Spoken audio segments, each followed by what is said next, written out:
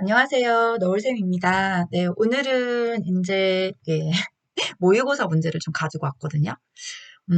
혹시 썸네일에서 확인하셨나요? 네, 문제보다 중요한 건 해설이다. 네, 저는 엄청난 문제를 막 많이 만들어낼 수 있는 능력은 없습니다. 네, 네, 제가 문제를 많이 정말 1000 넘게 지금 만들어 봤지만 한계가 있어요. 네, 그래서 아마도 요양보사 시험이 CBT로 돌린 것이 아니냐 이런 생각을 저는 만들어 보니까 좀 추측을 하거든요. 그래서 문제를 많이 푸는 거, 물론 문제를 많이 푸는 건 좋은데 저는 늘 말해요. 문제를 많이 풀어본다고 문제풀이 능력이 향상되는 것은 아니다. 예, 그러면 문제를 풀면서 문제풀이 능력을 향상시키려면 뭐냐? 왜 이것이 정답이고 왜 얘가 오답인지에 대해서 정확하게 알고 넘어가고자 하는 집착력이 있을 때만 문제풀이 능력으로 향상이 됩니다. 예, 저도 문제집에 이 이야기를 썼어요. 16년 동안 해보니까 네, 제가 알게 된 건 이 사실이에요. 그래서 이제는 단원별로 제가 1강부터 쭉 갔잖아요, 내용들을. 그래서 이제 모의고사 문제를 좀 만들어야 되는데, 예, 어떤 문제를 할까라고 고민을 한참 했었어요. 예, 쉽게 뭐, 그냥 바로 결정했습니다. 1강부터 14강까지인가요? 제가 했던 강의가, 네, 그 강의에 나와 있는 내용들 중에서 다시 35개를 취합하는 거예요. 네, 저는 각 파트별로 했으니까.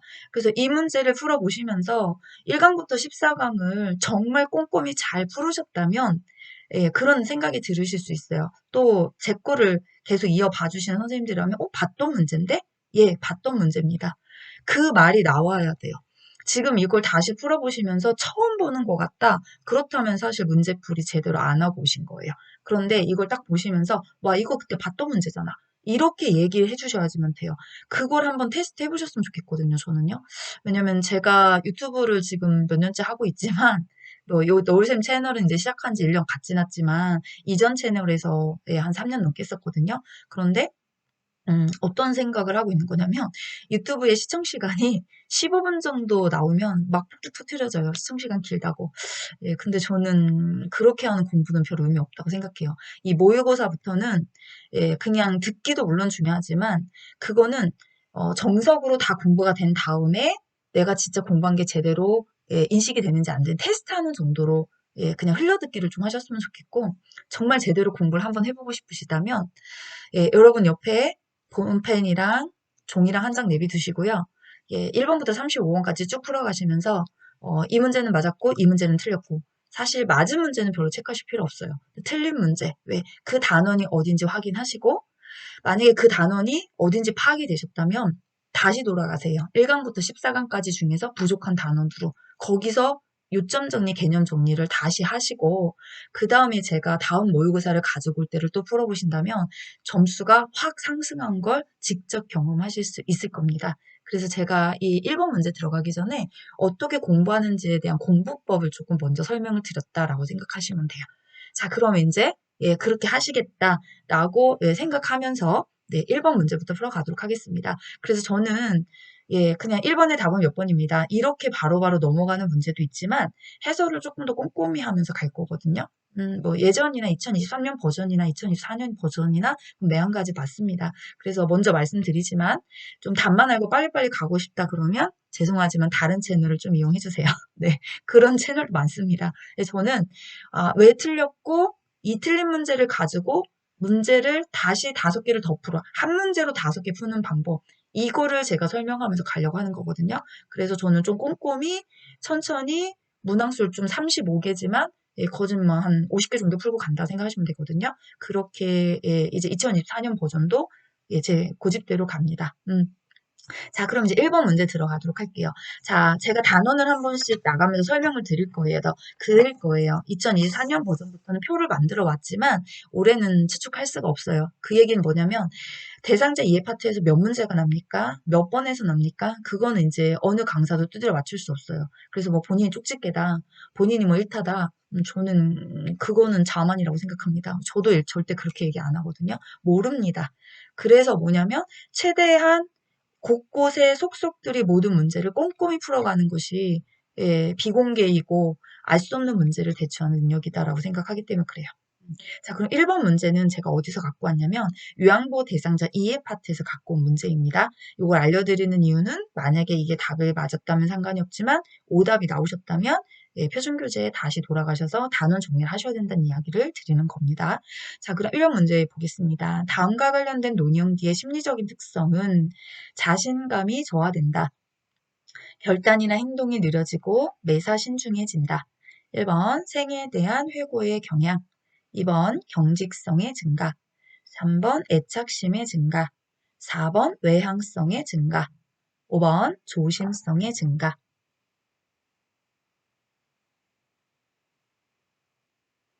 자, 정답은 5번입니다. 네. 자, 보기 안에 있는 내용을 보시고 5번 답이 바로 나오셨다면, 네. 이거 충분히 이해하고 계신 거예요. 그래서 우리가 조심성이라고 하는 걸 대표하는 단어 뜻들이, 예, 예, 어떤 게 있죠?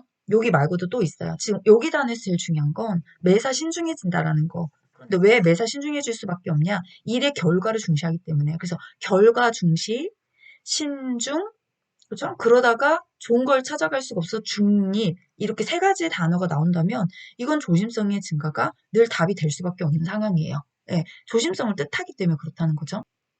그런데 이와 같이 실제 국가고시 시험장에 가셔서 조심성의 증가를 묻는 문제를 만날 수도 있어요. 그런데 그건 몇 퍼센트 확률인 거냐? 자, 심리적 특성이 몇 가지가 있는지 아십니까? 예, 우리 책에 나오는 예, 가나, 다라, 마바, 사아 8가지입니다. 그런데 8개 중에서 출제 안 되는 게 있어요. 거의 의존성의 증가는 출제를 안 해요. 그럼 7개입니다. 그러면 내가 국가고시 시험장에 가셔서 이거와 같은 유형의 문제를 만날 확률은 예, 7개 중에 하나꼴이에요. 그러니까 1번의 문제를 푸시면서 1번의 답은 5번이야. 이렇게 하고 지나간다면 맞을 확률은 하나밖에 안 돼요. 7개 중에 뭐가 나올지 모르는 거잖아요. 그래서 제가 하나의 문제로 여러 개의 유형을 푼다고 아까 초반부에 드렸던 거거든요. 그럼 그게 무엇이냐? 자, 네모 안에 생에 대한 회고의 경향, 그러니까 이 문제가 생에 대한 회고의 경향이 답이 되려면 도대체 네모 안에는 뭐가 들어가야 되는 겁니까? 이렇게 문제를 바꿀 수 있다는 거예요. 그래서 요거 하나 갖고 제가 7문제 만들 수 있거든요. 네, 그럼 그건 뭐냐? 지금 제가 여기 해주셨어요. 만약에 네모 안에 지나온 일생, 실패와 좌절에 담담해지고 자아 통합을 한다. 이런 이야기가 나온다면 생에 대한 회고의 경향입니다. 그럼 경직성의 증가가 답이 되려면 네모 안에 뭐가 들어가야 됩니까? 익숙한. 예. 그래서 익숙한 건 좋아하는데 새로운 건 싫어해요. 그래서 어찌 보면 융통성 없어 보인다고요. 그게 나온다면 경직성의 증가가 답입니다. 그럼 애착심의 증가가 그죠? 애착심. 우리 친근한 사물에 대한 애착심이 있었잖아요. 그래서 이게 답이 되려면 마음의 안락. 왜? 나는 바뀌는데 사물은 그렇게 바뀌는 게 아니거든요. 그래서 자아 정체감, 또 다른 세월의 흐름 속에 나를 찾아가는 거예요. 이게 네모 안에 들어가 있다면 애착심이 증가겠죠. 자, 외향성이라는 게 우리 책에 있습니까? 없습니다. 그럼 뭐가 있습니까? 내향성의 증가가 있습니다. 그럼 내향성의 증가가 답이 되려면 네모 안에 뭐가 들어가야 될까요? 예, 이걸 선생님들이 떠올리셔야 돼요. 그래서 내향성의 증가는 내면을 중시한다. 그렇기 때문에 사회적인 활동이 줄어들고, 예, 또 타인을 만나는 것을 기피하게 된다. 이러면 내향성의 증가가 답입니다. 그럼 안 한 거 뭐가 있나요? 예, 우울증 경향의 증가가 답이 되려면 우울증하면 심리적인 거라고만 보통 생각하시겠지만 불면증, 식욕부진, 체중 감소와 같은 신체적인 증상도 호소할 수 있고 또 타인에 대한 어떤 적대적인 네, 또는 타인에 대한 비난 이런 이야기가 들어갈 수 있어요. 그럼 이제 마지막 하나 하겠습니다. 유산을 남기려는 경향이 답이 된다면 남기자를 찾거나 남기가 없는데요? 그럼 우리는 왜 남기는 겁니까? 인정받고 싶어서 남기는 겁니다. 이렇게 1번 문제를 가지고 실제적으로 나올 수 있는 유형까지를 다 파악하고 가시는 것이 예, 정말 문제 하나를 꼼꼼히 보는 거고요. 이렇게 했을 때 문제풀이 능력이 올라갑니다. 왜냐하면 제가 다음 회차에 가지고 오는 문제는 네모 안에 지금 봤던 7개 중에 하나를 넣어주는 거예요. 예, 명보사 시험 문제 유형은 거의 이렇게 거의 정해져 있거든요. 예, 그렇기 때문에 그 유형에 맞춰서 한 문제를 오답을 꼼꼼히 성실히 풀어가는 거. 저는 이게 진짜 문제보다 해설이 중요한 일이라고 생각합니다. 만약에 혹시 제가 설명했던 부분을 조금 더 자세히 보고 싶으시다면 저는 여기 페이지 항상 써놔요. 직접 선생님들 정지 버튼을 누르시고 20에서 21페이지까지 들어가셔서 거기서 이 내용에 색칠을 해놓으시고 그걸 중점적으로 복습하신다면 이렇게 나오는 유형의 문제는 뭘 내도 다 맞춰낼 수 있을 만큼 정확히 알고 가시는 겁니다. 자, 다음 가겠습니다. 자, 2번입니다. 인간다움 케어에서 대상자를 대하는 원칙에 맞게 돌봄을 실천한 경우는 1번 화장실을 가겠다는 어르신은 간이변기에서 용변을 보게 한다. 2번 지금 목욕 안 하면 냄새 나니까 얼른 목욕하자며 옷을 벗긴다. 3번 안 묶어 놓으면 소변줄을 잡아 뽑으니 억제를 하게 한다. 4번 침대 아래로 몸이죠. 몸이 아니라 몸이 내려오면 겨드랑이를 잡아 올린다. 5번 걸어서 이동하려고 하면 맞죠? 이동하려고 하면 부축해서 함께 이동한다.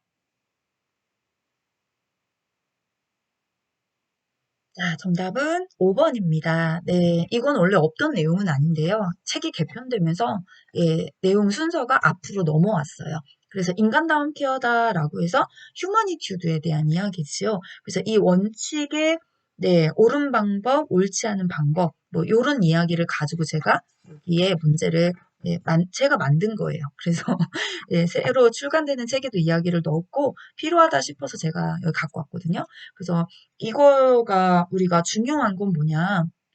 예, 억지로 하지 않고 싫다는 거 하지 않고 그죠? 예, 그다음에 이런 어떤 어르신한테 부적절한 케어 뭐 위험성이 갈 만한 거 이런 거 다 제하는 거예요. 그래서 화장실 가겠다고 하시면 부축하셔서 화장실을 가게 해주셔야 되고 지금 안 하면 이런 거 없어요. 어르신에게 의견을 묻고 어르신의 상황을 보고 하셔야 되기 때문에 입원하시면 안 되는 거죠. 그래서 또 억제요? 억제 마음대로 사용할 수 없습니다. 겨드랑이를 잡아 올리는 곳은 부적절한 케어 이거 굉장히 불편하고요. 여러분 책에서 보셨듯이 통증도 있고 그래요.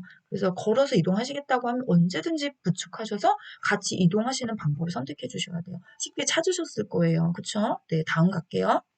자, 3번 노인장기 요양보험 제도에 관한 설명으로 옳은 것은 자, 생활이 어려운 사람에게 최저 생활을 보장하고 자활을 돕는 것을 목적으로 한다. 이번 장기요양보험 사업은 보건복지부 장관이 관장한다. 3번 교육을 이수한 장기요양 기관의 직원이 방문조사를 한다. 4번 주야간 보호는 시설급여에 해당한다. 5번 요양보호사는 급여 비용을 국민건강보험공단에 청구한다. 정답은 2번입니다. 네. 자, 장기요양 보험 제도라는 게 정말 쉽지 않은 영역이에요. 왜냐면 제가 16년 동안 이걸 가르치고 있지만 어려운 데를 조금 이렇게 선정해 보실래요? 이렇게 단원별로? 그러면 거의 대부분이 제도 파트를 뽑습니다. 그럼 왜 그런 거냐? 암기를 해야 되는데 그냥 막 암기를 할 수가 없어요. 왜?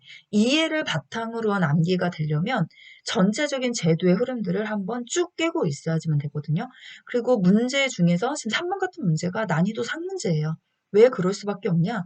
제도의 보험자부터 가입자, 대상자, 인정 신청 절차, 뭐 결과, 판정 모든 부분을 다 한 번에 모아서 보기 5개로 갖다 딱딱딱 잘라놓고 자 많은 거 골라라 이렇게 했기 때문에 사실 난이도 제일 어려운 거거든요.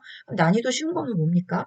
다음 중 노인장기요양보험 제도 중에서 장기요양 급여에 대한 내용으로 옳은 것을 골라라. 급여 하나만 아시면 돼요. 인정 신청에 관한 걸 골라라. 인정 신청 하나만 알면 돼요. 급여 대상자를 골라 대상자 하나만 알면 됩니다. 그런데 지금 3번 같은 문제는 그게 아니잖아요. 그래서 이런 문제를 전체적으로 제도에 대해서 내가 잘 파악하고 있나? 나는 어느 단원의 어느 내용을 모르는 거지? 나 지금 신청 내용 잘 모르나? 나 지금 종류 모르나? 이런 거 파악하시면서 문제를 다가오셔야 되거든요. 자, 그럼 1번은 어떤 거에서 낸 거냐면 이 노인장병보험 제도가 뭡니까? 라고 하는 정의를 설명하는 거예요. 또는 목적을 설명하는 거거든요. 근데 노인장병보험 제도의 정의이자 목적은 1번이 아니죠. 네, 이거는 공적부주라고 하는 국민기초 생활보장 제도에 대한 이야기고요. 노인장교양보험 제도의 목적이라고 하는 것은 고령이나 노인성 질병의 사유로 일상생활을 혼자 수행하기 어려운 노인에게 신체활동, 가사활동 지원에 급여를 제공해서 노후 건강 증진 및 생활 안정을 도모하고 가족의 부담을 덜어줌으로써 국민의 질을 향상하는 것이 목적입니다. 이걸 노을쌤이 외우는 거냐고요? 아니요, 전 절대 못 외웁니다. 그리고 우리가 이런 건 안 외워도 돼요. 왜? 주관식의 문제를 푸는 게 아니잖아요. 그래서 지금 들으시면서, 아, 맞아, 그거야. 라고 이해가 되셨다면, 예, 우리 선생님도 얼마든지 푸실 수 있어요. 그러니까, 저 책보고 온 거예요. 왜냐면 저도 이 문제풀이 할 때 항상 표준교재 놓고 하거든요. 왜냐면 다 못 외웁니다. 네, 16년 해도 못 외웁니다. 이해를 하는 거지, 암기하는 게 아니거든요, 사실. 자, 그러면 이제 2번 같은 경우엔 정답이지요. 네. 그래서 우리가 노인장병보험 제도는 대한민국에서 만들었어요. 그래서 누가 관장을 하신 거냐면 보건복지부 장관이 관장합니다. 가장 많은 오답을 발생시키는 게 국민건강보험공단에서 관장한다. 아니요. 관장은 보건복지부가 하는 거고 그 사업을 맡겨서 사업자이자 보험자이자 보험금을 지급하는 곳이 국민건강보험공단입니다. 네, 이거 구분하셔야 돼요. 이걸로 오답 되게 많이 내거든요. 그다음 3번 같은 경우에는 네, 뭐가 잘못된 거냐? 장기한 기관의 직원이 조사를 오는 게 아니죠. 네, 아직 계약 안 했어요. 장기한 기관이라. 그래서 교육을 이수한 사회복지사나 간호사와 같은 공단 직원이 방문을 합니다. 그다음에 주야간보호 서비스는 어디에 해당하나요? 재가급여에 들어갑니다. 이렇게 종류를 벌써 기억하게 하잖아요. 그래서 재가급여에 들어가는 종류, 방문요양, 방문교, 방문간호, 주야간보호, 단기보호, 기타 재가급여. 예, 시설급여에 들어가는 거, 노인요양 공동생활 가정, 그룹홈, 노인요양시설. 예, 이 두 가지 구분하고 계시면 4번 답은 금방 나옵니다. 그다음 5번 같은 경우에는 이 청구와 지급에 관한 이야기를 또 하는 거예요. 그래서 청구와 지급에서 제일 중요한 것은 그 사이에 요양보호상 관여하지 않는다. 이것만 아셔도 사실 답이 보이거든요. 자, 그럼 우리가 급여 비용을 국민건강보험공단에 청구하는 것은 장기간 기간 장의합니다. 그럼 당연히 국민건강보험공단에서 지급을 누구한테 하냐면 장기간 기간 장에게 지급을 하게 돼 있어요.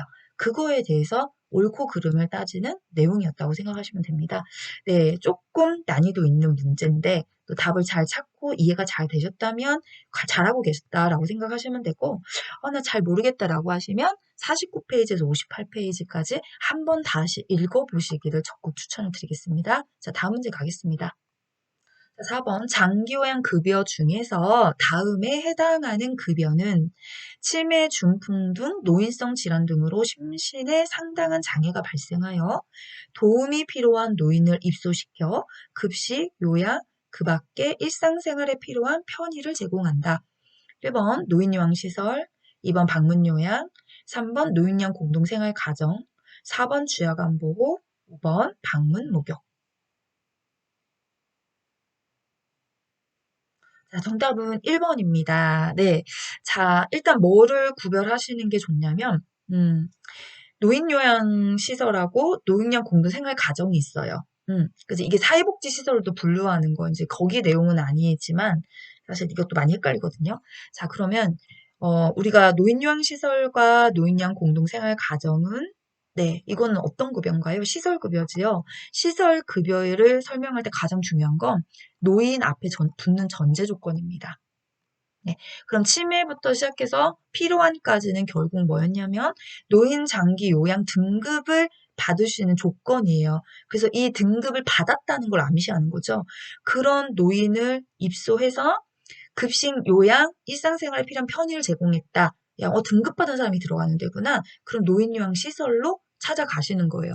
그런데 이걸 노인요양시설과 노인요양 공동생활 가정 두 가지가 있지 않습니까? 그 차이점은 도대체 뭡니까? 자, 가정과 같은 주거 여건이 들어갔을 때는 이게 답이 돼요. 똑같거든요. 위에 내용들이 차이가 없어요. 이런 내용이어도 일로 가는데 예, 노인형 공동생활 가정이 되시려면 이 내용 안에 가정과 같은 주거 여건의 내용이 들어가시면 됩니다. 그러면 이게 답이 되는 거예요. 그런데 제가 아까 말씀드렸듯이 이런 유형의 문제를 하나 푸실 때도 이거 하나만 가지고는 어렵습니다. 그래서 왜 이 똑같은 문제가 나올 거라는 확률은 그닥 많지 않기 때문에 예. 자, 그렇다면 만약에 방문 요양이 답이 된다면 네모 안에는 어떤 말이 들어가야 되나요? 그러면 방문 요양을 설명하는 무슨 문장이 들어가겠죠? 다 문장을 아시지 않아도 풀 수 있어요. 가정이라는 글자가 들어가면 됩니다. 아니요. 저기 강사님, 네, 아니 너울쌤, 가정은 딴 데 들어가지 않습니까? 들어갑니다. 근데 방문 목욕을 보시면 가정이 들어가지만 목욕 설비라는 금방 눈에 들어와요. 예. 그 다음에 가정을 가지만 간호사가 나오면 방문 간호라는 거 금방 눈에 들어옵니다. 예, 그래서 그것까지 굳이 구별하실 필요는 없고 그냥 가정자가 붙으면 예, 그 두 개가 아니면 그냥 방문 요양이에요. 뭐 때문에 그런 거냐면요. 주야간보 때문에 그렇습니다. 주야간보에서 포인트가 되는 건 뭐냐? 일정 시간이에요. 가끔 보시면 일정 시간이라는 말을 갖고 방문 요양에 다 붙이신 분들이 있거든요. 아, 어르신 집에 갈 때 일정 시간 가는 거 아닙니까? 삑! 그래서 오답입니다. 예, 주야간보는 일정 시간 동안에 기관에서 보호해서 서비스를 받게 하는 거잖아요. 예, 그런 말들. 그러면 하나만 더 할까요? 이것만 있는 게 아니니까. 만약에 단기보호가 답이 된다면 네모 안에 뭐가 들어간 단어를 찾으셔야 될까요? 예, 그건 일정 기간이라는 단어를 찾으시면 답이 보입니다. 이런 식으로 포인트 단어들을 좀 기억하시는 것이 예, 급여의 종류만 해도요. 재가급여 종류가 6개예요. 시설 종류가 예, 2개고요. 그러면 여기도 문제 나올 수 있는 유형이 6개에다 2개니까 8개를 출시할 수 있다라고 생각하시면 돼요. 그래서 그거 중에 지금 한 문제 풀었다. 이렇게 넘어가시면 됩니다. 자, 5번입니다. 노인장기 요양보험 제도의 재원 조달에 관한 설명으로 옳은 것은 1번 비급여 항목은 본인이 50%를 부담한다. 2번 국민기초생활수급권자는 본인 부담금이 없다. 3번 의사소견서 발급 비용은 본인이 15%를 부담한다. 4번 국가는 예상 수입액의 10%를 국고에서 부담한다. 5번 재가급여 비용은 본인이 20%를 부담한다. 네, 일단 답은 2번입니다. 재원조달. 제가 아까 말씀드렸듯이 제도 중에서 조금 얘는 난이도 중정도에 해당하겠습니다. 왜냐면 제도 안에 재원 조달 하나만 물어봤거든요. 그 재원 조달 하나만 정확하게 아시면 답이 보이셨을 거예요. 그래서 재원 조달은 3부자 방식이죠. 네, 하나가 국가 지원금이에요. 그래서 국가 지원금은 여기 4번에 나뉘는 것처럼 예상 수익액의 10%가 아니라 20%입니다. 그래서 요거 꼭 숫자 기억하셔야 돼요. 네. 그 다음에 두 번째가 노인장기 요양 보험료죠. 네. 그래서 노인장기 요양 보험료, 국민건강보험료에다가 퍼센트율을 합쳐가지고, 네. 계속 매달 국민이 내고 있는 세금이에요. 그 다음에 세 번째가 뭐냐면 본인 일부 부담금입니다. 이 본인 일부 부담금에서 내용들이 많이 파생이 되잖아요. 그래서 지금 보시는, 네. 1번, 2번, 네. 그 다음에 5번. 여기다가 본인 일부 부담금의 이야기 드리거든요, 이게. 자, 그러면 여기에서, 네. 뭐를 기억하셔야 되냐. 자, 재가급여를 이용하는 경우에는 20%가 아니죠. 15%죠. 중요한 건 재가급여를 이용하는. 자, 그럼 재가 15, 시설 20 이렇게 보시면 안 돼요. 예. 지금 5번 같은 문제, 이 5번 문제는 난이도 하문제예요. 왜? 제가 이거를 재가급여 비용이라고 썼지만 난이도를 올리고 싶다면 여기다 이렇게 쓸 수 있거든요. 뭐 주야간 보호 서비스를 이용하는 경우에 본인 부담금은 20%다. 아니죠. 15%죠. 그러니까 재가급의 종류를 명시해서 퍼센트에 쓸 수 있다는 거예요. 그렇다면 재가급의 종류를 알고 있는 선생님들은 아주 답이 금방 보이는데 제가 15 여기만 외우셨는데 재가급의 종류를 놓치고 오신 거예요. 그렇다면 아마 그것도 답이 안 보여요. 그래서 저는 이렇게 외우라 그래요. 방문요양, 방문무교, 방문간호, 주야간보, 단기보, 기타 재가급여를 이용하면 15%를 부담합니다. 노인양시설, 노인양 공동생활 가정인 그룹홈을 이용하면 20%를 부담합니다. 그럼 어떤 문제가 나도 다 풀 수 있거든요. 네. 자, 그 다음에 또 하나가 뭐냐면, 이 분들 중에서, 네, 우리가 할인이 되는 분들이 경감 대상자이지, 경감 대상자. 그래서 그 경감을 받는 분들이, 예, 어떤 분인가요? 의료급여 수급권자. 그죠? 예, 의료급여 수급권자. 그 다음에 또 어떤 분이 있냐면, 예, 저소득층. 그래서 저소득층. 이분들은 본인 부담금이 40에서 60% 경감받습니다. 예, 그 내용도 기억하셔야 되고. 그런데, 아예 안 내시는 분들이 있어요. 그분이 누구냐? 여기죠. 국민기초 수급권자 본인 부담금이 없다. 맞습니다. 그 다음에 비급여 항목은 전액 본인이 다 부담합니다. 예. 자, 하나를 더하게 하시는 거예요. 그게 제가 3번이거든요. 자, 3번 같은 경우에는 어떤 경우냐? 의사소견서라든지 방문간호 지시서를 발급받을 때 일반은 20%를 부담하고 또 40에서 60% 경감 받는 분들 있죠? 예, 그분들은 10%만 부담을 내주시면 됩니다. 예, 이렇게 이거 하나 갖고도 낼 수 있는 문제들은 많아요. 제가 사실 지금 정리해드린 내용들을 잘 이해하고 계신다면 뭐 걱정은 안 하셔도 돼요. 재원 조달이 가는 문제 다 풀 수 있는 거니까. 근데 혹시라도 들으시면서 저거 뭐지? 라고 의심이 든다면 그럼 우리 선생님도 57에서 58페이지 한번 꼭 표준교재를 보고 지나가셨으면 좋겠어요. 그냥 넘어가면 다음에 또 틀려요. 정지 버튼을 누르거나 메모를 해놓고 나중에 이 페이지를 직접 읽으신다면, 그럼 저는 거의 다 점수 향상이 착착 될 거다라고 확신합니다. 다음 문제 보겠습니다. 자, 6번입니다. 대상자에게 제공할 수 있는 인지지원 서비스에 해당하는 것은 1번 병원 동행, 2번 세면 도움, 3번 구강 관리, 4번 의사소통 도움, 5번 인지행동 변화 관리. 자, 정답은 5번입니다. 네, 표준 서비스 분류를 가지고 문제를 낸 거잖아요. 자, 그래서 인지 지원 서비스에 해당하는 것이 어떤 내용이 들어갑니까? 예, 그러면 인지 행동 변화 관리, 이거 어떤 건지 아시죠? 네, 그 다음 인지 자극 활동, 일상생활 함께하기, 이런 내용들이 이 안에 들어가요. 그런데 이거는 표준 교재의 표준 서비스 분류표만 가지고 말씀을 드린 거예요. 근데 이런 문제만 나는 거냐? 아니요, 그렇지는 않습니다. 네, 화면 하나 더 띄웠는데요. 조금 더 자세히 아셨으면 좋겠다 싶어서 제가 띄운 거거든요. 뭐냐면, 자, 우리가 이 인지 지원 서비스 안에 지금 선생님도 보시는 것처럼 인지행동 변화 관리가 있고, 인지 자극 활동이 있고, 일상생활 함께하기가 있어요. 그런데 이것만 가지고 지금 같은 문제를 출제하기도 하지만, 이걸 세부 항목으로 더 자세히 써놓은 게 있어요. 이제 어떤 거냐면, 인지 기능 향상을 위한 뭐 인지 활동 지원을 합니다. 그 다음에 예, 뭐 어떤 기억 전략 훈련이라든지 시간차 회상 훈련이라든지 이런 프로그램을 준비합니다. 또는 뭐 교재 또는 도구를 활용한 프로그램을 실행합니다.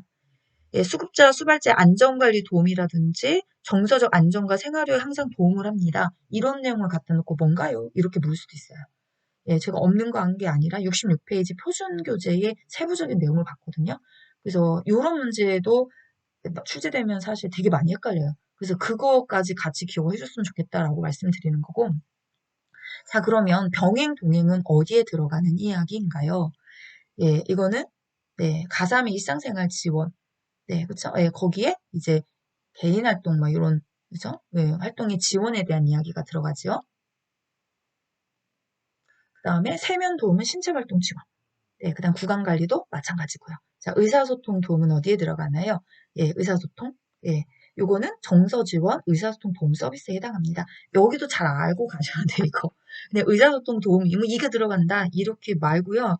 예, 뭐, 말벗, 격려, 비상연락망 준비, 사회적 지지체계와 연계된 관계망 연결, 대화, 편지, 전화 등의 방법, 이런 거 들어가면 다 여기에 해당하는 내용입니다. 제가 너무 어렵게 설명을 드렸나요? 좀 꼼꼼히 보셨으면 좋겠다고 해서 말씀드린 거예요. 왜냐면 이게 다가 아니다라고 생각을 좀 해주셨으면 좋겠거든요. 그래서 책으로 한번 좀 더 봐줬으면 좋겠다라는 당부의 말씀을 드리고 가겠습니다. 7번입니다. 요양보 서비스 제공 원칙으로 옳은 것은 1번 대상자가 입으로 식사를 할 수 없는 경우 비위간 삽입을 한다. 2번 서비스 제공 중 알게 된 대상자의 비밀은 동료와 공유한다. 3번 가족의 생활 상담을 해준다. 4번 업무 효율을 위해 수직적인 관계를 유지한다. 5번 대상자의 잔존 능력을 고려하여 서비스를 제공한다. 자, 정답은 5번입니다. 전 이런 문제는 좀 빨리 지나가요. 네, 왜냐면 이런 건 정말 틀리시면 안 돼요. 예, 많이 안 틀리시고 실질적으로도요. 어떤 윤리라든지 이런 내용에 관한 내용이다 보니까 자, 1번 같은 경우에는 하나만 체크합시다.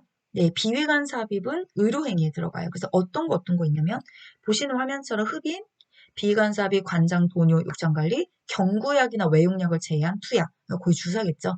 예, 이건 의료행위이기 때문에 연구사는 할 수 없다는 거.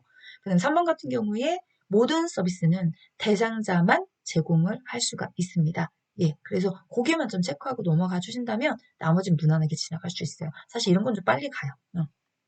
자, 이제 8번입니다. 요양보호 서비스를 제공할 때 대상자의 맥박, 호흡, 투약, 여부를 파악하는 요양보호사 역할은 1번 숙련된 수발자, 2번 정보 전달자, 3번 말법가 상담자, 4번 옹호자, 5번 관찰자.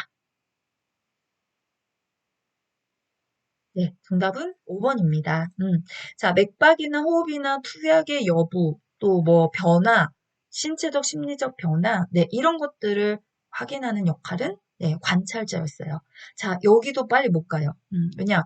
자, 그럼 우리가 요양보호사 역할이 몇 가지가 있나요? 네, 6개가 있습니다. 여기도 하나가 빠져 있어요.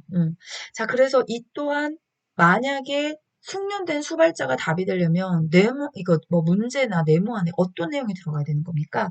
숙련된 지식과 기술로 이거 들어가야 돼요. 네. 그다음 만약에 이게 정보 전달자가 되려면 어떻게 해야 됩니까? 정보를 전달한다 또는 뭐 보고한다. 요즘 많이 내죠, 보고한다. 예, 이런 내용이 들어가 있어야 되고요. 그럼 말법과 상담자는 의사소통을 활용한다. 이게 들어와야 돼요. 자, 그럼 옹호자는 학대나 소외받는 입장에서 편을 들어주고 지지한다. 자, 하나 빠진 거 감이 오십니까? 동기유발자입니다.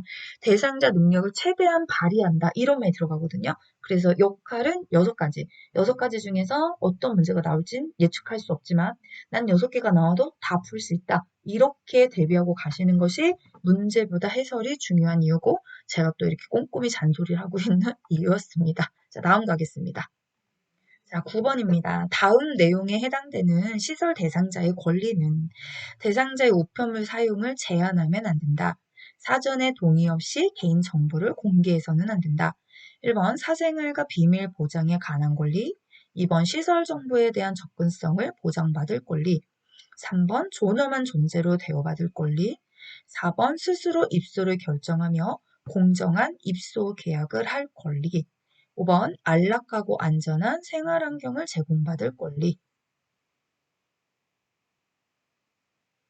네, 정답은 1번 사생활과 비밀 보장에 관한 권리입니다. 네, 자 여기서 포인트가 되는 단어들은 딱 여기죠. 개인정보 없이 동의 없이 개인정보 없이래요. 동의 없이 개인정보를 막 공개하면 이거 비밀 보장에 관한 거가 지켜지지 않았던 거잖아요. 이렇게 답을 찾아가시면 되는데 혹시 시설윤리 강령이 몇 가지가 있는지 머릿속에 쓱 지나가십니까? 자, 다음 화면 함께 볼게요.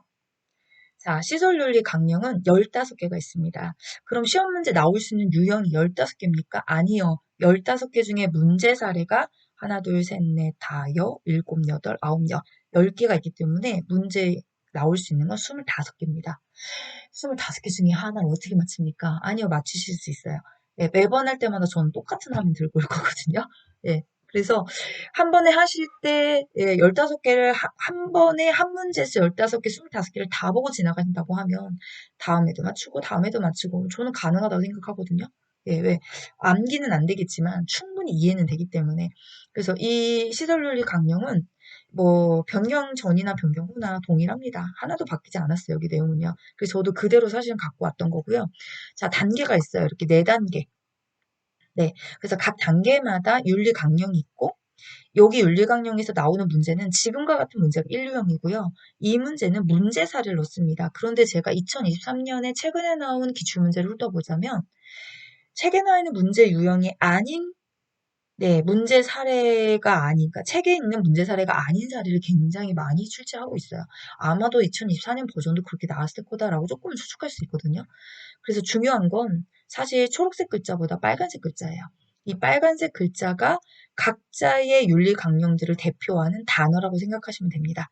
예, 그래서 제가 읽어드리면 시간이 이것만 설명하고 있는데 되게 오래 걸려요. 그래서 그건 선생님들이 예, 제가 단원 정리한 부분에 3장에 가서 다시, 이게 3장 맞나요? 네, 3장에 가서 다시 공부를 하셔도 좋겠고요. 그렇지 않다면 정지 버튼을 눌러주시고 선생님들의 육성으로 직접 본인의 목소리로 1번부터 15번까지 윤리강령 읽어주셨으면 좋겠어요. 남이 설명하는 걸 듣는 것보다 사실 내가 읽고 내 목소리를 듣는 게 기억력에 훨씬 더 이해력은 되게 빠르거든요. 그래서 빨간 글씨는 각자 윤리강령의 개념이라서 앞에서 봤던 문제 같은 네모 안에 들어갈 설명인 거고 초록색 글씨는 문제 사례이기 때문에 이와 같은 문제 사례들은 어떠한 윤리 강령을 지키지 못한 것이냐 이런 문제 유형에 대비할 수 있는 중요한 단어 개념이었다라고 생각하시면 됩니다. 선생님들 직접 해주실 거 믿고요. 전 다음 문제 가겠습니다. 자, 10번입니다. 노인학대 유형과 그쵸? 사례가 올바르게 연결된 것은 자, 자기 방임, 말을 걸지 않고 무시함. 2번 경제적 학대, 침대에 묶어 움직이지 못하게 함. 3번 방임, 생활비 제공을 중단함. 4번 유기, 주거 공간을 제공하지 않고 떠돌게 함. 5번 신체적 학대, 시설에 입소시키고 연락 두절함. 자, 정답은 3번입니다. 네. 자, 말을 걸지 않고 무시하는 건 정서적 학대고요. 그쵸? 네. 그 다음에 침대에 묶고 움직이지 못하게 하면 이건 뭘까요? 네. 뭘까요? 답 나오셨죠? 네. 신체도 각되겠죠. 막 움직이지 못하게 이렇게 하면. 네. 그 다음에 주거 공간을 제공하지 않고 떠들게 한다는 건 방임이고요. 시설에 입소시켜 연락을 두절하는 건 유기입니다. 요거 많이 헷갈려 하세요. 개념 잘 정리해 두시고요. 학대는 지금 보시는 10번 문제 같은 게 상문제입니다. 네. 중이나 하문제 같은 경우에는 그냥 하나만 설명해요. 말을 걸지 않고 무시하는 것은 다음 중 노인학대 유형 중 뭐에 해당하는 거냐? 이렇게 해서 보기 5개만 딱 놓고 찾아라 라는 문제고요. 지금 10번 같은 문제는 다 맞는지 하나씩을 찾아보셔야 되기 때문에 이렇게 A, B로 늘어놓는 문제가 상문제 유형이라고 생각하시면 돼요. 예, 그래서 잘 맞추셨다면 전체적인 학대에 대한 내용들 유형을 잘 파악하고 계신 거고요. 만약에 좀 헷갈리는 부분이 있으셨다면 이것도 표준교재의 105페이지에 가시면 각자 학대 유형마다 행위하고 세부적인 내용, 학대 내용으로 표로 설명하고 있잖아요. 그 부분들을 좀 잘 정리하고 오시는 것이 또 이제 다음에 이런 유형의 문제들을 좀 쉽게 풀어내는 비법이다라고 생각합니다. 자, 다음 문제 가겠습니다. 11번 노인학대 예방을 위한 사법경찰의 역할을 옳은 것은 1번 노인학대 사례 판정에 대한 자문을 한다. 2번 노인학대 신고 사례에 대한 현장 조사를 한다. 3번 노인학대 행위자에 대한 보호 처분을 포함한 판정을 한다. 4번 노인학대 판정을 위한 의학적 진단과 증언을 진술한다. 5번 시설의 확인, 업무 지도 및 감독, 학대 피해 노인에 대한 확인, 행정적인 조치를 한다. 자, 정답은 2번입니다. 네, 중요한 건 사법경찰. 자, 유관기관이라고 하지요. 노인학대 예방을 위한 유관기관. 네, 그 유관기관에 대한 쭉쭉 설명이에요. 그래서 지금 1번 같은 경우에 학대 사례에 대한 판정의 자문하는 거예요. 사례를 판정하는 게 아니라 자문은 노인보호 전문기관에서 합니다. 그럼 또 노인보호 전문기관에서 가장 중요하게 하는 역할이 있었죠. 네, 그게 어떤 거냐면 노인학대 사례의 신고 접수라든지 신고된 시설학대 사례에 대한 어떤 개입이라든지 이런 거 같이 하고 있어요. 그 다음에 3번 같은 경우에 예, 보호처분이나 판정, 예, 판정. 이거는 법률기관이에요. 예, 그래서 이 법률기관에서 하는 역할 중에 뭐 판정에 대한 거 말고 또 어떤 거가 있나요? 후견인 지정, 피해 노인을 가족과 격리한다. 이런 거 내용이 들어가죠. 그 다음에 4번에 의학적 진단과 증언을 기술한다. 의료기관이고요. 그 다음에 시설에 대한 업무 지도 감독. 그럼 시도입니다. 참 나오지 않는 게 뭐가 있을까요? 어떤 게 있었을까요? 유관기관이 둘레, 여섯, 8개가 있거든요. 네, 그럼 보건복지부. 노인 보호 업무와 관련된 법제도에 갖다 어떤 정책 수립하는데, 그렇죠? 네, 그 다음에 시군구. 피학대, 학대 피해 노인에 대한 또는 보호자에 대한 신분조회 요청에 대한 협조, 뭐 이런 것들 있죠. 예, 그런 거는 시군구에서 합니다. 그 다음에 노인복지시설, 얘는 좀 잘 안 나요. 그래서 8개 중이지만 7개 정도 지금 추가로 설명드린 것까지 기억하시면 유관기관 어디서 문제 물어봐도 다 이게 답이 예, 보이실 거거든요. 자, 다음 갑니다. 자, 12번. 다음 상황에서 요양보호사가 직업 윤리를 준수한 경우는 대상자가 코로나로 가정의 수입이 줄어서 본인 부담금 할인해 주세요라고 요청했다. 1번 할인해 줄 수 있는 기간을 찾아본다고 말한다. 2번 불법이라고 명확하게 말한다. 3번 동료 요양보호사와 상의하겠다고 말한다. 4번 할인받을 수 있는 소득증명서를 발급해 오라고 한다. 5번 추가 서비스를 더 진행해 드리겠다고 한다. 네, 정답은 2번입니다. 자, 본인 부담금에 대한 것들 할인해 줄 수 없지요. 네, 노인장기요양보험법 제가 알기로는 69조. 네, 급여에 명시되어 있기로 본인 부담금은 절대 할인해 줄 수 없다고 나와 있습니다. 그래서 그냥 정확히 얘기하시면 돼요. 해드릴 수 없다. 왜요? 불법입니다. 이렇게 얘기하시면 되죠. 네, 다음이요. 자, 13번. 언어적 성희롱에 해당하는 것은 1번 성적 사실 관계를 물어봄. 2번 뒤에서 껴안음. 3번 신체 부위를 노출함. 4번 음란한 사진을 보냄. 5번 엉덩이를 밀착시킴. 정답은 1번입니다. 네, 언어니까. 우리가 성희롱에는 표준교재책엔 세 가지가 있어요. 언어적 성희롱, 지금 여기 보시는 것처럼 시각적 행위, 시각적인 성희롱, 그 다음에 또 하나가 육체적인 성희롱. 네, 이거 금방 구분되셨죠? 예, 어려운 문제만 나오진 않아요. 여기 난이도 좀 쉬우면서 또 간단히 풀 수 있는 문제도 출제가 되니까 막 하시면서 앞에서 너무 어려웠다고 막 겁을 먹진 않으셨으면 좋겠어요. 왜냐면 어려운 문제가 앞에 나올 수도 있고 뒤에 나올 수도 있거든요. 네, 뭐 강방 하고 싶어도 안 되죠. 35개까지 버텨야 되니까. 네, 그러니까 우리가 그거예요. 맑은 날도 있고 흐린 날도 있는 것처럼 문제도 난이도 상위 있는가 하면 하도 있으니까 겁을 낼 필요는 없다. 예, 자, 그럼 또 빨리 가겠습니다. 여기는요. 14번. 산업재해보상보험법에 따른 근로자 보호 내용으로 옳은 것은 1번. 산업재해를 당했다는 이유로 해고할 수 없다. 2번. 보험급여를 받을 권리는 1년간 유효하다. 3번. 보험급여는 채권자에게 양도할 수 있다. 4번. 보험급여는 조세로 적용돼서 세금을 부과한다. 5번. 사업장이 폐업한 경우에 휴업급여를 지급받지 못한다. 자, 정답은 1번입니다. 네. 자, 우리가 기간을 받을 수 있는 권리의 기간은 3년에서 혹은 또 5년. 네, 내용에 따라 조금 약간의 차등이 있죠. 그 다음에 채권자에게 양도할 수 없습니다. 세금이요? 네, 떼지 않아요. 예.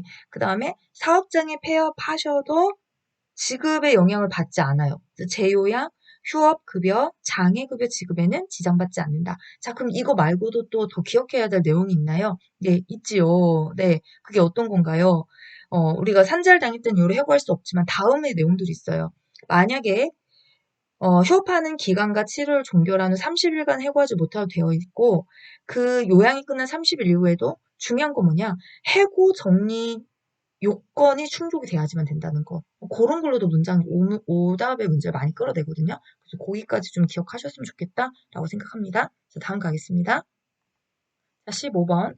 발목이 삐어 부종이 발생한 직후 초기 관리 방법으로 옳은 것은 1번 손상 부위 내리기, 2번 손상 부위 스트레칭, 3번 고주파 요법, 4번 전기광선 요법, 5번 손상 부위 압박.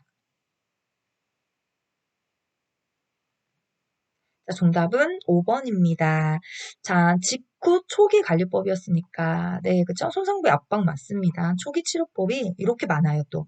냉찜질부터, 예, 압박, 올리기, 아픈 부위 고정, 약물. 자, 그럼 일단은 고주파나 전기광선은 급성기 초기 이후의 치료법이고요. 스트레칭은 예방법이고요. 손상부위는 심장보다 높게 올리는 거고요. 네, 그럼 이제 나머지 내용에서 좀 원리를 기억하시면 문제가 좀 쉽게 풀리거든요. 냉찜질은 도대체 무슨 원리 때문에 하는 겁니까? 세포 대사 과정을 늦춰요. 그래서 부종이 오는 걸 막아주고요. 또 압박도 축적될 수 있는 부종을 좀 조절하는 거고요. 올리기 같은 경우에는 혈액을 심장으로 되돌리는데 도움을 줘서 이 또한 부족을 예방해요. 그래서 아픈 부위를 고정하는 건 주변의 근육을 이완시켜서 지지를 도와주는 거고요. 약물은 당연히 진통제는 근육 이완제 통증을 완화시켜주는 방법입니다.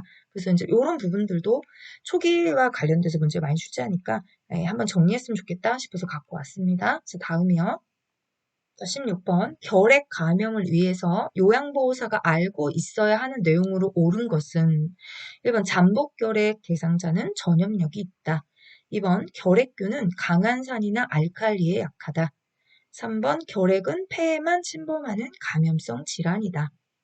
4번 결핵은 주로 오염된 음식 섭취로 감염된다. 5번 결핵 대상자가 사용한 침구류는 일광 소독한다.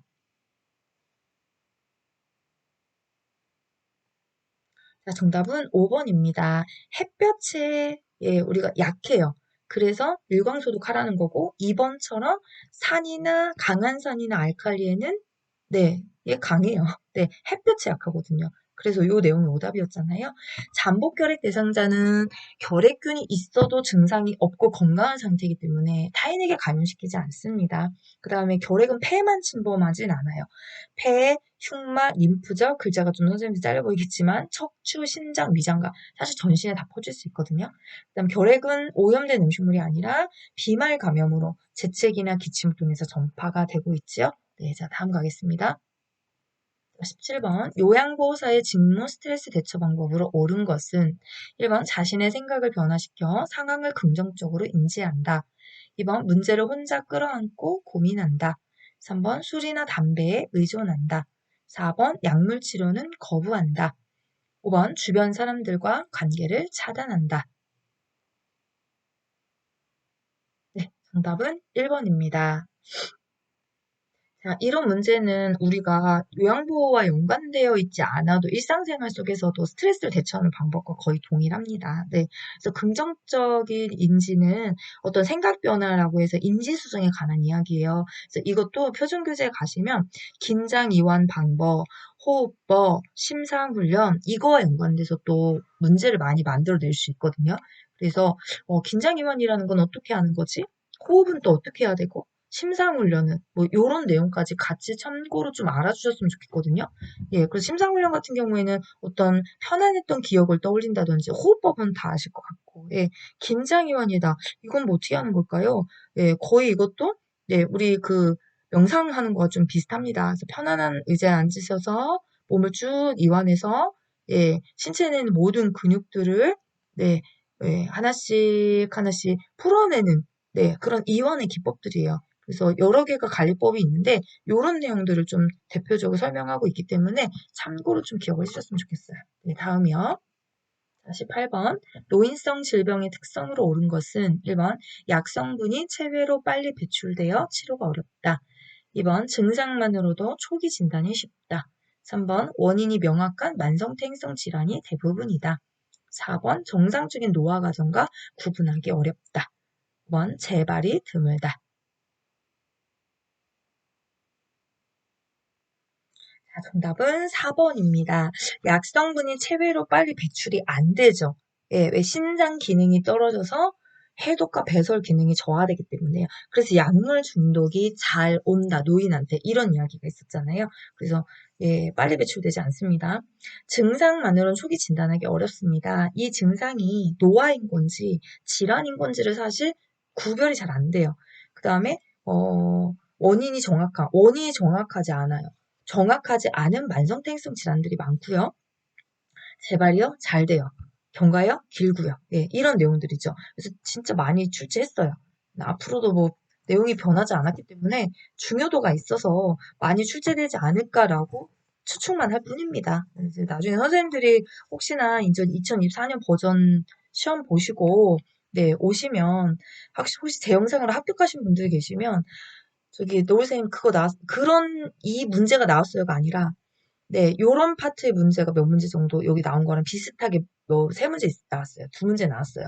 그러니까 지금 이 노화에 따른 변화 질환이거든요. 거기 문제 7개 정도 나왔어요. 8개 정도 나왔어요. 저는 요런 거가 궁금해요.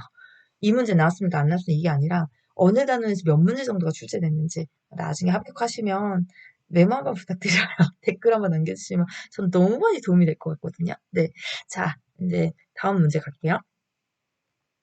자, 19번이요. 노화에 따른 근골격계 변화로 옳은 것은 1번 추간판이 얇아진다. 2번 허리의 피하 지방이 감소한다. 3번 골반이 좁아진다. 4번 뼈의 질량이 증가한다. 5번 근긴장도가 증가한다.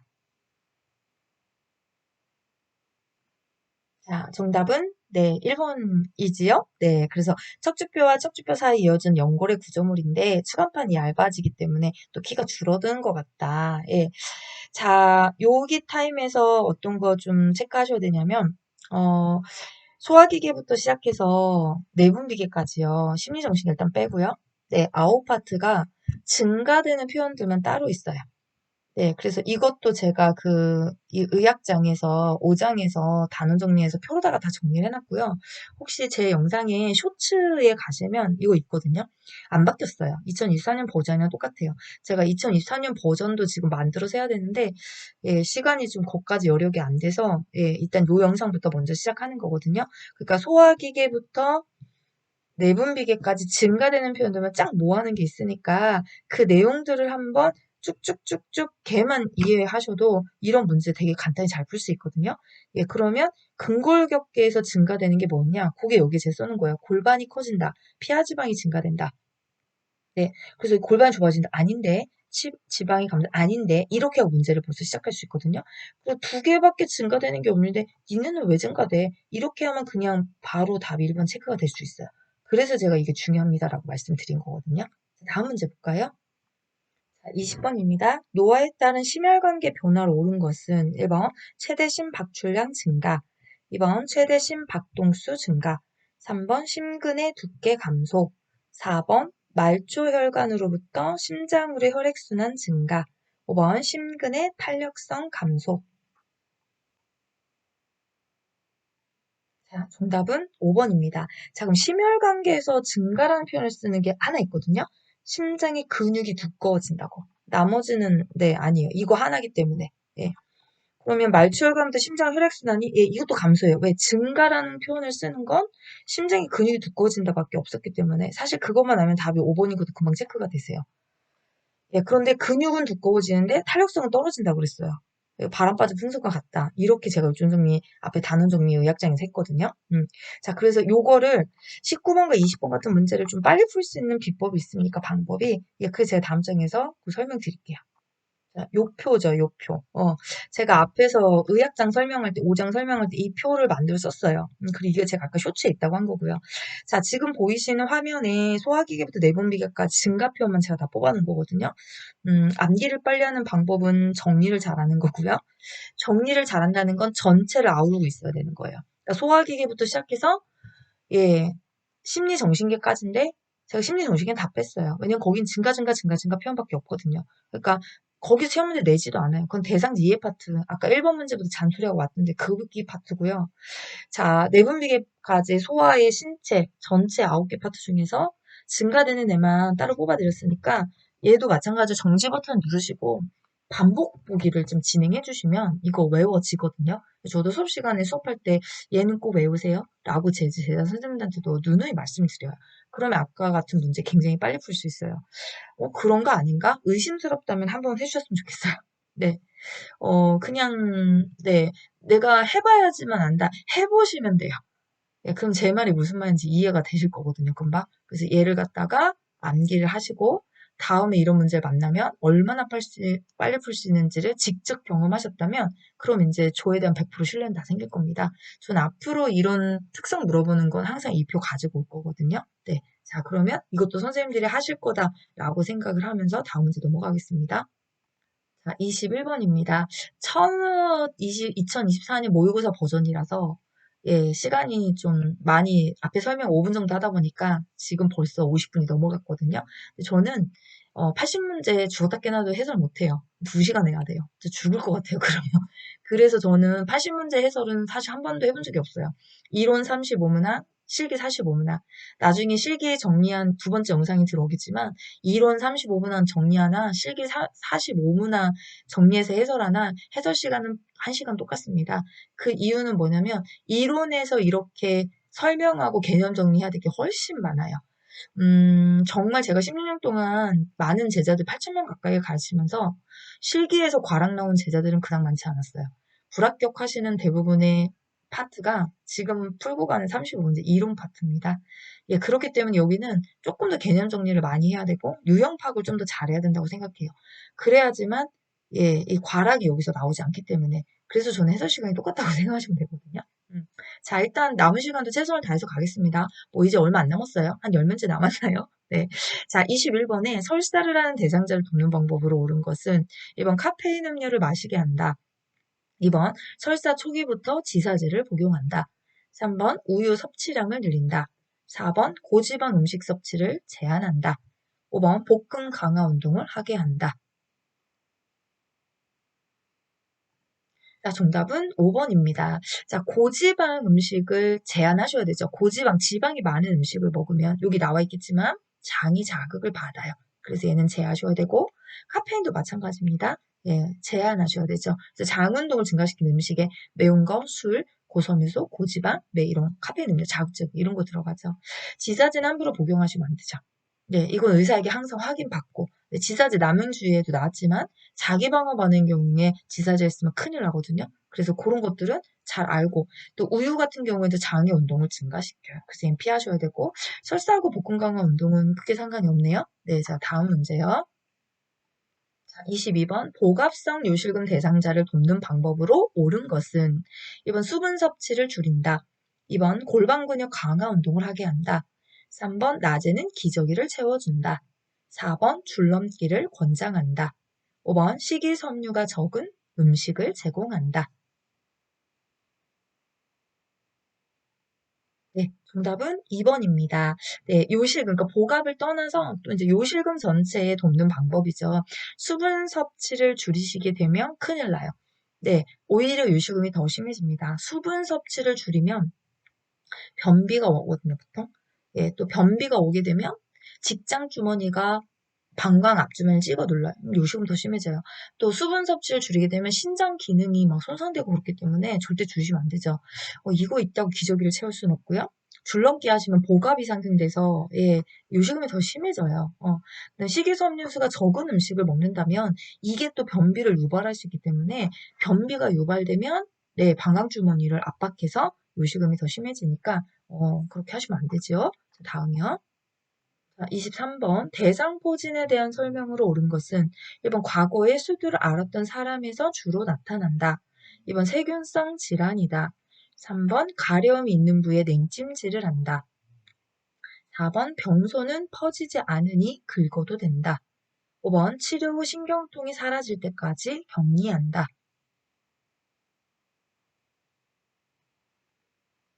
자, 정답은 1번이죠. 네, 과거에 수두 바이러스를 앓았던 사람에게서 주로 발생을 합니다. 자, 책에는 수두라고만 나와요. 그래서 그대로만 적어왔는데 저는 수업 시간엔 그렇게 해요. 수두라고만 생각하지 마시고 수두 바이러스라고 같이 기억을 해주십시오. 왜? 2번 문제 같은 경우에 우리가 의학 지식이 조금 들어가야 되잖아요. 그래서 수두는 바이러스 질환이 세균성 질환이 아닙니다. 그런데 이게 맞나 틀리나 살짝 의심스러울 때가 있어요. 그러니까 아예 처음부터 명칭을 수두라고 하는 게 아니라 수두 바이러스 질환입니다. 이렇게 하면 2번 아닌 거 금방 오답 처리가 되거든요. 그 다음에 3번 같은 경우에 간지러움, 가려움이 많이 있을 땐 칼라민 로션을 보통 사용하죠. 퍼지지 않는 게 아니라 병소가 퍼져요. 그래서 긁지 않으셔야 되고 예, 격리, 뭐 남한테 옮기는 게 아니기 때문에 격리 치료는 사실 필요가 없습니다. 자, 다음이요. 24번 당뇨병 대상자의 발 관리 방법으로 옳은 것은 1번 발은 씻고 물기는 수분 유지를 위해 남겨둔다. 2번 발톱은 둥글게 자른다. 3번 발가락 보호를 위해 양말을 착용한다. 4번 뜨거운 물로 자주 족욕을 한다. 5번 차가운 곳에 자주 노출되어도 된다. 정답은 3번이죠. 네, 발가락에 상처 나지 않게 하기 위해서 양말을 착용하셔야 되고, 또 앞이 막힌 신발, 샌들, 슬리퍼 이런 거 피하셔야 되고, 그쵸? 네, 그 다음에 굽이 높지 않고 앞볼이 넓은 거, 이렇게 발가락 상처가 치유가 지연돼서 얘 또 문제를 일으키기 때문에 그렇죠? 네. 자, 1번 같은 경우에는 습기는 남겨두시면 안 돼요. 남은 습기에 의해서 미생물 번식이 상처가 갈 수 있기 때문에 말려주셔야 되고, 또 습해도 안 되고 건조해도 안 돼요. 건조해서 균열이 일어나서 갈라지면 그 상처로 세균 번식이 될 수 있거든요. 그래서 습해도 안 되고 건조해도 안 되고 두 가지 다 기억하셔야 되고 자, 손톱은 둥글게, 발톱은 일자. 뜨거운 물로 족욕을 하지 않는 건 당뇨가 진행이 됐을 때 감각에 저하가 있어요. 그러니까 뜨거운 거, 차가운 거 잘 못 느껴서 동상, 화상에 잘 걸리거든요. 이게 노출이 되고요. 그러니까 뜨거운 물, 차가운 거 다 피해 주셔야 되겠죠? 자, 다음이요.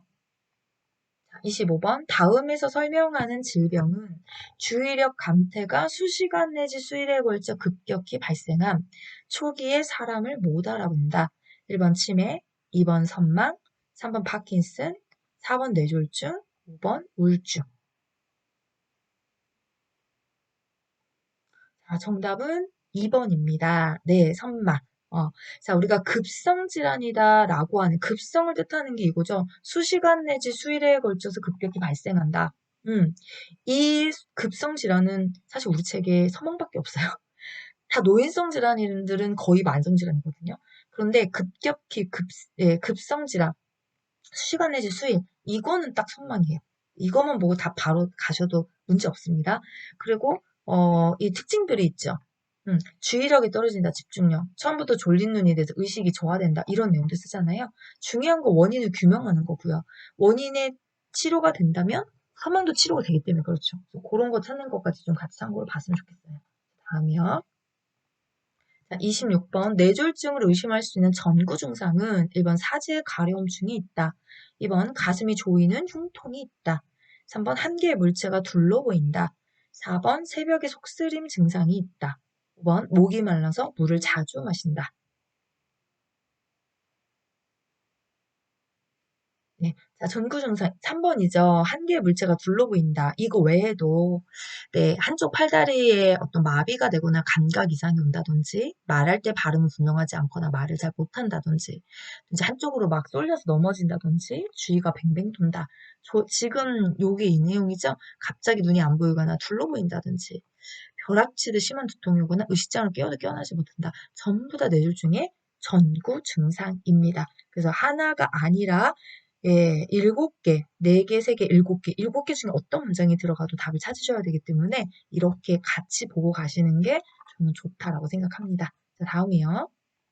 27번 치매에 관한 설명으로 옳은 것은 1번 시공간을 파악하는 능력은 정상이다.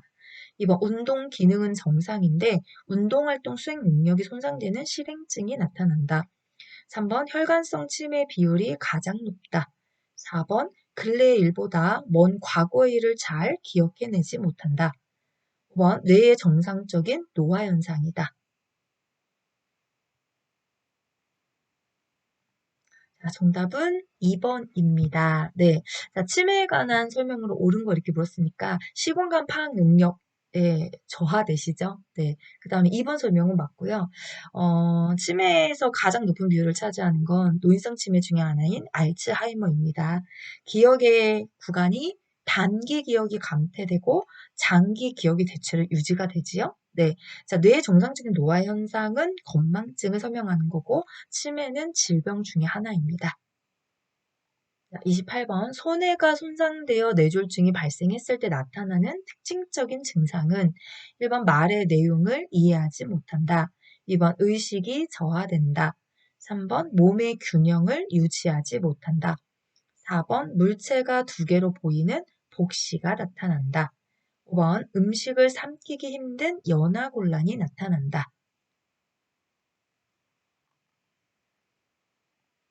자, 정답은 3번입니다. 네, 손해의 뇌졸중이 손해가 하는 역할이 어떤 거지요? 몸의 균형을 유지하는 역할을 합니다. 예, 그래서 그 균형을 유지하지 못하게 되는 증상들로 메스꺼고 토하는 증상이라든지 마치 술 취한 사람이 비틀거리면서 걷는 것과 같은 운동실조증의 예, 그 모습을 나타내는 것이 네, 바로 여기 해당하는 손해의 대표적인 증상이에요. 자, 그럼 우리가 여기서는 지금 손해를 봤지만 손해 말고도 또 뇌졸중의 대표적인 것들이 있죠. 뇌관이라고 하는 부분에 의식저하라든지 전신마비가 온다는 거 이것도 많이 알아두셔야 되는 내용이고 보통은 반신마비로 오기 때문에 우측뇌가 손상되면 좌측마비, 좌측 감각 이상, 감각저하, 좌측뇌가 손상되면 우측 마비, 우측 감각 이상, 감각저하 요거까지 같이 알아두고 가셔야 돼요. 또 중요한 거 또 하나 있어요. 실어증, 좌측뇌가 손상되면 실어증입니다. 요것만 아시면 이거 다 아는 거예요. 네, 어려운 거 다 풀 수 있고요. 그죠? 네. 자, 다음이요. 자, 29번. 파킨슨에 관한 설명으로 옳은 것은 1번 뇌혈관이 좁아져서 발생한다. 2번 고혈압이 주된 발병 원인이다. 3번 안정시 떨림과 근육 경직이 나타난다. 4번 도파민이 과잉 분비되어 발생한다. 5번 손상된 뇌의 반대편 신체에 영향을 미친다. 자, 정답은 3번이지요. 네. 자, 파킨슨의 증상이 두 가지로 표준교재에 이제 명시가 되어 있어요. 그래서 그 중에서 제가 떨림에 관한 또는 근육경직에 관한 운동 증상을 가지고 온 거예요. 그래서 파킨슨이라고 하는 것은 도파민이라고 하는 호르몬이 과잉 분비가 아니라 줄어들게 되면서 발생하는 질환인데 도파민이 하는 역할이 네, 두 가지죠. 크게 하나는 운동을 동작을 운동을 좀 마음대로 할 수 있게 그러는 호르몬의 역할이고 하나는 어떤 감정 조절이라든지 이런 거 이제 그게 비운동 증상으로 지금 현재 넘어가 있는 상태거든요. 그래서 이런 증상이 나타날 수 있는 게 도파민이에요. 뇌혈관이 좁아졌다, 뇌졸중, 고혈압, 뇌졸중, 예, 손상된 뇌 반대, 뇌졸중 다. 예, 그래서 이 파킨슨에서는 보통 아직 밝혀진 내용이 많이 없기 때문에 이렇게 주로 시험 문제가 나오면 증상 위주로 시험 문제가 납니다. 그래서 운동 증상, 비운동 증상, 예, 그 중에 대표적인 건 운동 증상이에요. 그러니까 떨림, 진전이라고도 하죠. 예, 그래서 지금 나왔잖아요. 안정시 떨림. 그 다음에 행동이 느려진다. 예, 그래서 무표정, 목소리 작아지고, 그 다음 근육이 굳어진다, 경직, 자세가 불안정해진다, 이렇게 굽은 자세. 그래서 여러분 책에 249페이지 할아버지 눈동자 좀 풀려있고 이렇게 구부러진 모습이 있어요. 이게 파킨슨의 또 전형적인 모습이지요. 네, 그럼 다음 문제 가겠습니다.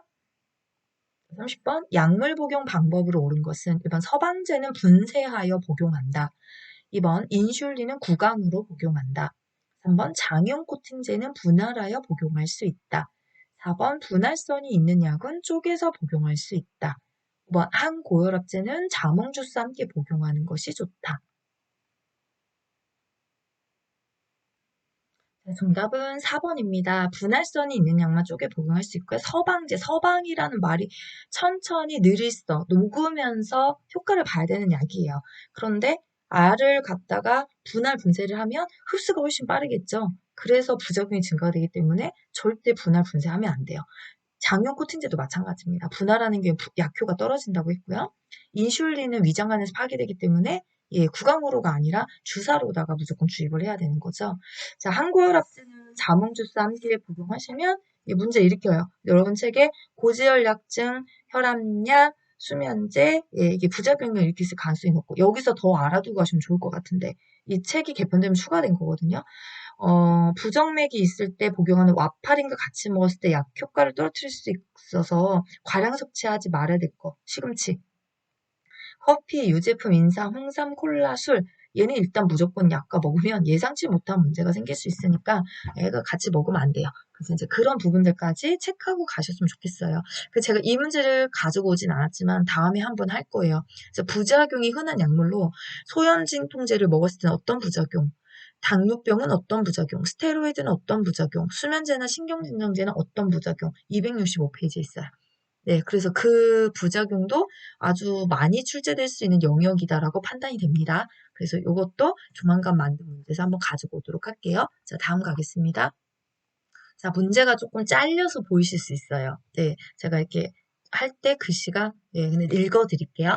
자, 폭염에 의한 온열 질환의 응급처치로 옳게 연결된 것은 열 발진, 소스프 등이 난 부위는 습하게 유지. 2번 열 실신, 경련이 멈추면 바로 다시 일을 시작함. 3번 열성 부종, 시원한 장소에서 발을 높인 자세로 휴식. 4번 열 탈진, 따뜻한 물로 샤워를 하거나 목욕함. 5번 열사병, 의식이 없는 환자는 음료를 마시게 함.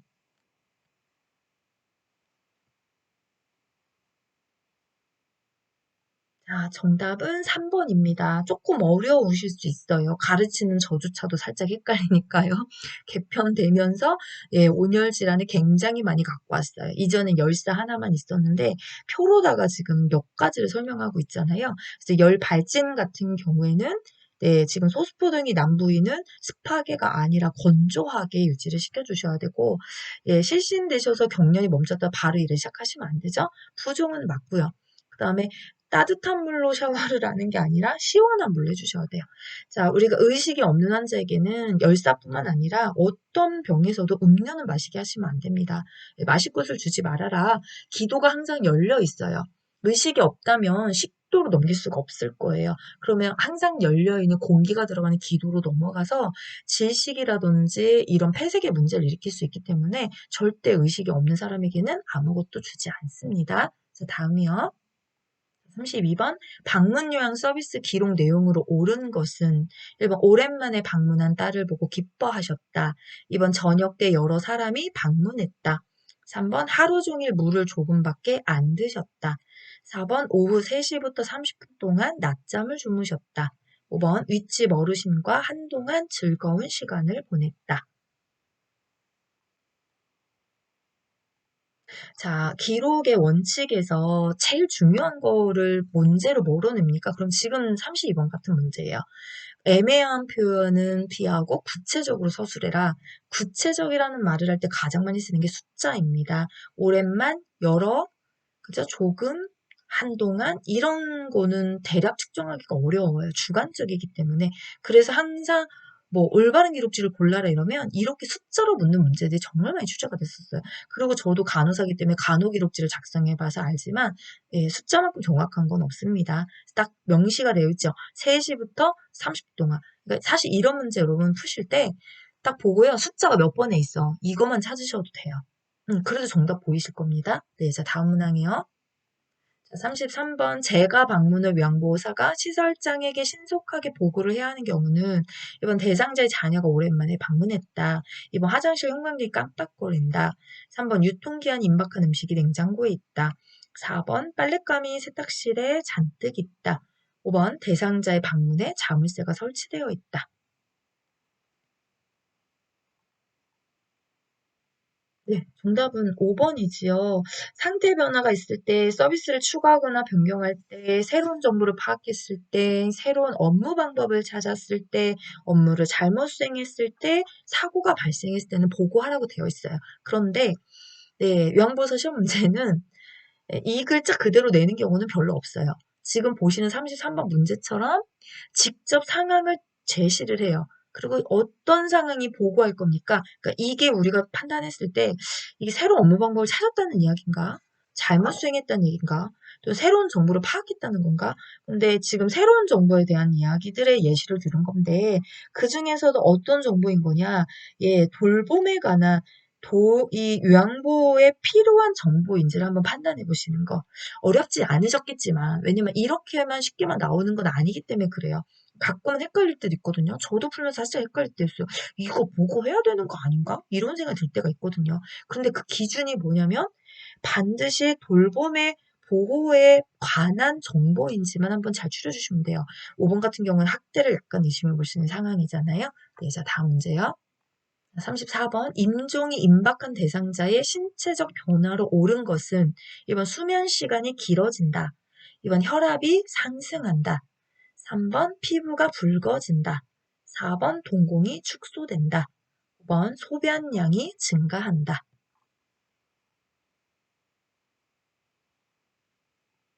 자, 정답은 1번입니다. 네, 수면 시간이 길어지죠. 네, 혈압이 상승하지 않아요. 저하됐고, 피부는요, 창백해지죠. 순한 저하가 오기 때문에. 동공은, 네, 고정이라는 말을 보통 쓸 거예요. 그러니까 빛에 의해서 커지고 확대가 되고 축소가 되고 이렇게 빛에 따라서 반응이 보여줘야 되는 거거든요. 우리 병원에서 펜라이트라고 해서 의료진 이렇게 눈동자에다가 빛을 갖다 대면 눈동자가 빛이 들어가면 작아지고요. 멀리 뛰면 또 떼면 커지고 이렇게 변화가 있어야 되는데 임종 임박하신 분은 그런 변화가 없습니다. 네, 소변량 증가되는 게 아니라 감소되지요. 네, 자 이제 마지막 문제 풀겠습니다. 35번 치료가 어려운 말기 질환을 가진 환자의 자택으로 의사, 간호사 또는 사회복지사가 방문하여 통증 및 신체적, 사회적, 영적 고통을 완화하여 삶의 질을 향상시키는 호스피스 완화 의료 서비스는 1번 가정형, 2번 입원형, 3번 자문형, 4번 선택형, 5번 관리형. 정답은 1번입니다. 가정형. 이것도 신설 파트예요. 호스피스가 한동안 있다가 또 사라졌다가 개편되면서 다시 등장했거든요. 그래서 이 호스피스에 우리 책에 나와 있는 유형이 몇 가지가 있는지 혹시 기억하실까요? 세 가지가 있어요. 입원형, 가정형, 자문형. 그 선택형이랑 관령이라는 건 사실 없는 거예요. 오지선을 만들어내려고 만든 문제고요. 예, 어떻게 보자면 출제원한테 고맙습니다 해야 돼요. 삼지선을 줬으니까요. 자, 그런데 어렵지 않게 푸셨을 겁니다. 자택이다, 그러니까 가정이요. 제가 그것만 보려고 이런 문제 가져온 건 아니죠. 왜? 똑같은 문제가 나올 확률은 얘는 뭐 30%? 근데 이것만 또 묻지는 않을 거예요. 그래서 정의를 묻는 거였어요. 자택으로 방문합니다. 아, 얘 그러면 얘는 가정형이 될 거고요. 또 입원형이 뭡니까? 이러면 별도의 독립된 병동이나 시설에서 소정의 훈련 과정을 이수한 전문 인력이 서비스를 제공하는 거죠. 자, 요렇게 우리가 유형이 나눠진단 말이에요. 자문형이라고 하는 외래 진료를 보듯이 환자가 방문한 형태고요. 자, 그 다음에 하나를 더 알아두셨으면 좋겠다고 하는 게 뭐냐면 입원형을 이용하실 때는 아무나 쓸 수는 없어요. 그러니까 암 질환에 한해서만 입원형을 서비스를 받을 수 있는 거예요. 예, 그러면 또 호스피스가 되는 대상자가 따로 있습니까? 있습니다. 그래서 연명으로 결정법에 규정된 암을 가졌거나 또는 후천성 면역 결핍증, 에이즈죠. 네, 그 다음에 만성 폐쇄성 호흡기 질환, 만성 간경화 환자만이 이용할 수 있다. 요거가 아닌 나머지 질환은 해당 사항이 없습니다. 여기까지 알고 계셔야 이 호스피스 완화 의료에 관한 문제를 다 풀 수 있거든요. 그래서 표준교재 636페이지에 가보시면 자세히 써 있으니까 그걸 좀 구분하셔서 기억하셨으면 좋겠어요. 자, 오늘은 여기까지 하고 마치려고 하거든요. 네, 네. 그래서 아까 말씀드렸듯이 또 1시간이 넘어갔는데, 끝까지 잘 들어주신 선생님들도 분명히 계실 거예요. 너무너무 감사하다는 말씀 드리겠고요. 이제 저는 또 준비해서 36번 실기부터 네, 또 80번 문항까지 2탄으로 만나보도록 하겠습니다. 네, 오늘도 공부해 주시냐고 너무 감사하고요. 네, 노을쌤은 다음 강에서 예, 또 뵙도록 할게요. 수고하셨습니다.